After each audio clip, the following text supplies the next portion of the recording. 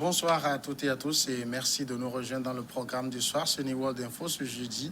Nous commençons avec le décryptage de l'actualité. On parle ce soir de la Côte d'Ivoire et nous évoquons l'affaire de la BCEAO. Les amis de l'ancien président Laurent Gbagbo réclament une amnistie avant le grand retour de celui-ci. Ce sera avec Mamadou Diouf, notre éditorialiste. Bonsoir Mamadou Diouf. Bonsoir Samuel. Acquitté par la Cour pénale internationale, il est toujours sous le coup d'une condamnation de 20 ans de prison et à 229 milliards de francs CFA d'amende, environ 500 millions d'euros, dans l'affaire dite de la casse de la Banque centrale des États de l'Afrique de l'Ouest. Les autres condamnés dans cette affaire ont bénéficié d'une amnistie que les amis de Laurent Gbagbo espèrent voir être étendue à l'ancien président. Mamadou Diouf, rappel historique, affaire BCEAO, de quoi s'agit-il? En fait, c'est une affaire qui n'a jamais été éclaircie, puisqu'on nous a dit qu'il y a eu une casse de la BCEAO. Je me rappelle encore, les gens donnaient même les numéros des billets de banque pour dire que c'est des numéros de telle série, etc. Et le président de la République était accusé, avec ses partisans, d'avoir fait cette casse au niveau de la BCEAO et d'avoir pris ces billets de banque. En quelque sorte, c'était pratiquement du vandalisme qui a été fait, plus de l'argent qui a été soutiré au niveau de cette agence de la BCEAO. Gbagbo n'était pas présent au moment du jugement, il faut qu'on le rappelle. Oui. Il a été jugé par contumace, donc il ne s'est pas défendu par rapport à ce jugement. Et d'un point de vue juridique, s'il revient, il faudrait que le procès, le vrai cette fois, ait lieu en sa présence, pour lui donner la possibilité de pouvoir se défendre. Et donc, c'est ce que craignent ses amis, que ce procès soit remis au goût du jour? Oui, mais il faut dire qu'il y a énormément d'enjeux sur le retour du président Gbagbo. Et ses amis sont en train de faire une erreur parce que cette façon dont ils ont annoncé la date de son retour montrait le billet d'avion qu'il a acheté, alors que tout le monde sait qu'Adoua était en train de discuter avec les autorités pour que les gens s'entendent sur la date du retour, sur les conditions du retour. On a vu la réaction du gouvernement ivoirien qui dit que les gens sont allés faire ce qu'ils ont fait de façon unilatérale. Mais quand on prend ce chemin, on veut revenir ensuite dire aux gens de faire amnistie. Le gouvernement ivoirien n'est pas fou. Les gens savent que le retour de Gbagbo est important pour que la paix revienne en Côte d'Ivoire. Mais ce retour contient également un risque. Et c'est ce risque-là qu'il fallait gérer par des négociations. Et si ces risques avaient été gérés par des négociations, la question de l'amnistie, c'est dans ces discussions-là qu'il fallait régler ce problème-là. Alors que malheureusement, à l'allure où vont les choses, les partisans de Gbagbo sont en train de vouloir organiser à leur façon le retour de Gbagbo et ils vont dans le sens d'une énorme manifestation qui, si elle déborde, peut ramener la Côte d'Ivoire vers des lendemains carrément incertains. Le ministre de la Réconciliation, après avoir rencontré les Assoadou, a eu la phrase, je cite, « Nous prenons acte de la date de son retour ».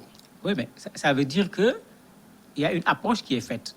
Le ministre avait prévu d'aller rencontrer Gbagbo lui-même. Le ministre avait prévu de faire un certain nombre de choses puisque dans la réconciliation, le retour du président Gbagbo est inclus. Je crois que ce problème est résolu.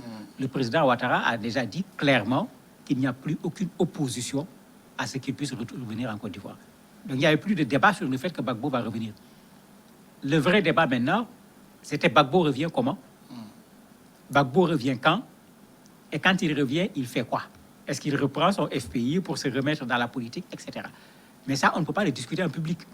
Tout le monde sait que dans nos pays, il y a plein d'accords secrets où quelqu'un a été laissé, il est revenu, il y a eu des conditions, on ne dit pas les conditions.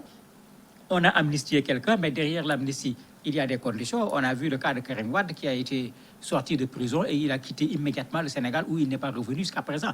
Il y a des accords qui sont signés comme ça et il y en a plein. Donc ce n'est pas une nouveauté par rapport à la Côte d'Ivoire, mais c'est les partisans de Gbagbo qui n'ont pas laissé ces négociations aller jusqu'au bout. Et c'est pourquoi le ministre dit clairement, il prend acte, c'est-à-dire prenez la responsabilité de ce que vous avez fait.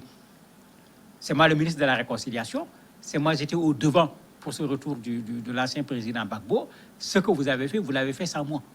Et là, ça devient dangereux parce qu'il est en train de dégager tout simplement sa responsabilité par rapport au retour du président Gbagbo.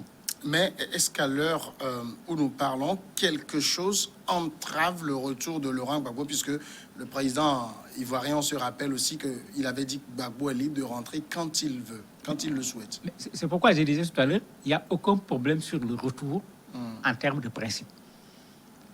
C'est l'accueil qui fait l'objet actuellement de discussions. Parce que les gens disent que c'est Gbagbo qui revient, c'est un ancien président, ils doivent l'accueillir comme il se doit, et tout le monde sait qu'une manifestation, elle peut se faire pacifiquement, tout comme elle peut déborder. Et ce n'est pas aujourd'hui qu'on va savoir si elle va déborder ou si elle ne va pas déborder. Malheureusement, c'est sur le tas qu'on va se rendre compte qu'elle a débordé ou elle n'a pas débordé. La deuxième chose, dans ce contexte de réconciliation, est-ce que c'est le moment de faire des démonstrations de force? Parce qu'une manifestation, d'un point de vue politique, c'est ça. C'est une démonstration de force. Vous avez vu, même on a sorti des sondages accusant certaines maisons d'avoir fait des sondages disant que Gbagbo est plus populaire que Ouattara. Bon, heureusement, la maison accusée a dit que non, ça fait des années qu'ils ne font plus de sondages en Côte d'Ivoire. Ce n'était pas vrai. Donc, on est en train de monter une pression inutilement sur un retour qui doit être au contraire une opportunité pour que la Côte d'Ivoire s'inscrive définitivement vers la paix. Et ça, quand on veut le faire, mais c'est dans la conciliation qu'on le fait. C'est dans la discussion qu'on le fait. Mais si on commence déjà à avoir un ministre qui a été mis là pour régler ces questions de réconciliation, qui dégage sa responsabilité par rapport au retour de l'ancien président Gbagbo, les partisans de Ouattara vont dire quoi? Parce que ce ministre, on ne peut pas le considérer comme un partisan de Ouattara. Les partisans de Ouattara risquent de se cramper également sur une certaine position et on risque tout simplement un affrontement inutile dont la Côte d'Ivoire n'a pas du tout besoin. Alors, sur l'affaire du casse de la BCEAO, est-ce que les autorités ivoiriennes, depuis l'annonce du retour de Laurent Gbagbo, sont revenues sur cette affaire d'une manière ou d'une autre? Les autorités, non. Mais les partisans, oui. Puisque certains ont rappelé, quand les partisans de Gbagbo ont commencé à vouloir, à la limite, imposer ce qu'ils vont faire, on leur a dit qu'attendez, Gbagbo n'est pas aussi libre que vous le pensez. Il a des comptes à rendre. Et ils sont revenus sur le fait qu'il n'était pas là. Et la règle en matière de droit, c'est que s'il revient, on doit pouvoir le ramener au tribunal pour le jugement. Mais comme vous l'avez dit au départ, bon, tous ceux qui étaient concernés ont été amnistiés. Je crois que c'est déjà un signe positif qui montre que son amnistie pourrait ne pas poser véritablement problème. Mais l'amnistie, ce que les gens oublient, ce n'est pas le président de la République qui amnistie. Oui. C'est à l'Assemblée que ça se fait. Et on ne peut pas amnistier Gbagbo en tant que personne. Quand on amnistie, on prend un fait, ou bien on prend une période, on amnistie un fait, ou bien on amnistie une période. Et ça sera Gbagbo plus toutes les autres personnes concernées par le fait ou concernées par la période. Et ça, c'est le travail de l'Assemblée nationale, ce n'est pas le travail du président de la République. Je crois que dans la démarche, les partisans de Gbagbo, en voulant servir leur chef, risquent de lui créer des difficultés. Alors que Gbagbo a intérêt à retourner en Côte d'Ivoire. C'est clair, c'est son pays, il n'a aucun intérêt à rester en dehors de son pays, mais il a intérêt, comme il l'a toujours dit, de venir participer à ramener la paix en Côte d'Ivoire. Je crois que quand cette démarche-là est prise, son retour, la date, le comment, sur le tout, il est facile de s'entendre, qu'il revienne, qu'il soit accueilli, c'est tout à fait normal, mais qu'on mesure les choses pour que l'accueil ne se transforme pas en problème, tout simplement. Le président Laurent Gbagbo, cela fait déjà plusieurs mois qu'on ne l'a plus entendu lui-même. On ne sait pas trop ce qu'il pense de tout ce qui est en train de se passer actuellement. Mais c'est ce qui inquiète. Parce que pendant un temps, même quand il y a eu les manifestations, on l'a vu appeler à la paix. Quand il a senti qu'il voulait revenir en Côte d'Ivoire, ce n'est plus le Gbagbo qui, pendant la campagne, disait qu'il peut être candidat, mais il commençait à tenir un discours pour la paix. Même les manifestations, il a presque dénoncé les manifestations. Ce Gbagbo-là était proche de négociations, de discussions pour revenir en Côte d'Ivoire tranquillement. Mais c'est comme si l'organisation des élections législatives, le fait que son parti a rebondi, parce que le parti n'avait plus participé à des élections depuis qu'il n'était pas là-bas, le fait que le parti a rebondi a un peu changé les donnes.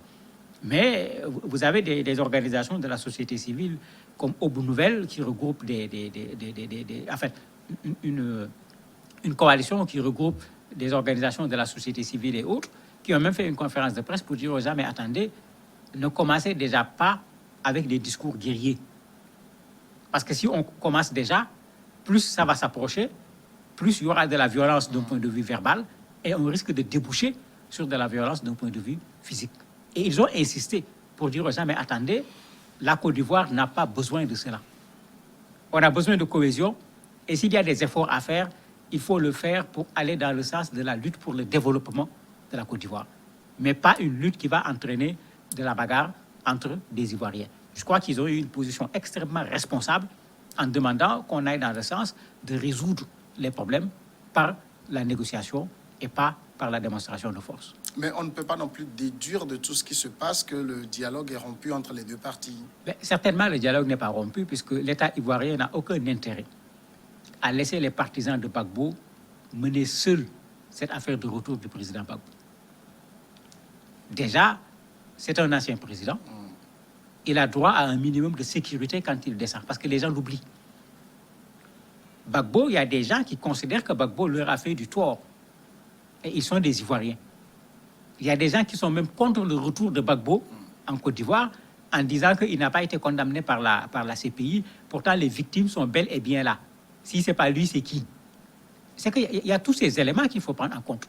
Vous laissez une foule nombreuse venir, il y a quelqu'un dedans, on a tué son père, on a tué sa mère, il considère qu'il n'a rien à perdre, qu'il vient s'en prendre au président. Mais l'État ivoirien aura une part de responsabilité parce que c'est un citoyen ivoirien et en plus, c'est un ancien président de la République. Mais tout cela, il faut que ça se négocie. On ne peut pas venir organiser la sécurité de quelqu'un qui considère qu'il veut faire ce qu'il veut. Quand on le fait, il y a des conditions qu'il faut réunir, il faut une discussion, il faut une entente. Parfois même, on ne va pas accepter qu'il rentre dans la voiture qu'on amène. C'est le service de sécurité qui va venir avec une voiture qu'on trouve suffisamment sécurisée pour qu'il puisse rentrer dans cette voiture, etc. Mais c'est pourquoi il faut que les partisans de Gbagbo comprennent que Gbagbo revient. Le problème est résolu. Mais il revient pourquoi? Pour brûler la Côte d'Ivoire. Mais si c'est ça seulement qu'il reste là où il est.